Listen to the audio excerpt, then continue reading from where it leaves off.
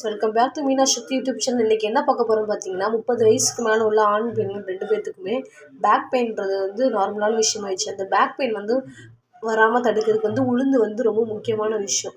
அந்த உளுந்தை மட்டுமே வச்சு செய்கிற உளுந்து சட்னி எப்படி செய்யுதுன்னு பார்க்கலாம். அதுக்கு நான் 2 டேபிள் ஸ்பூனுக்கு மேலே உளுந்து எடுத்து வச்சுருக்கேன். அதுக்கு 2 வெங்காயம், 2 தக்காளி, கொஞ்சோண்டு புளி, கருவேப்பிலை, வரமிளகாய் எடுத்து வச்சுருக்கேன்.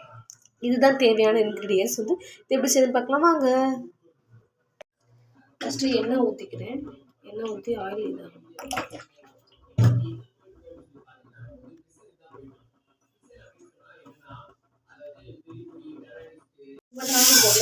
உளுந்து ஃபஸ்ட்டு ஆட் பண்ணிட்டு பொன்னிறமாக வதக்கணும். உளுந்து பொன்னிறமாக வதங்கிடுச்சு.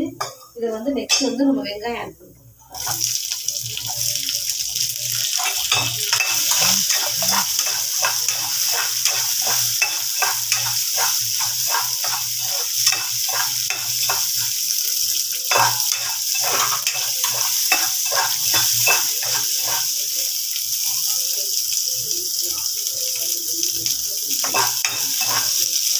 தக்காளி, வரமிளகா, பூண்டு, பச்சை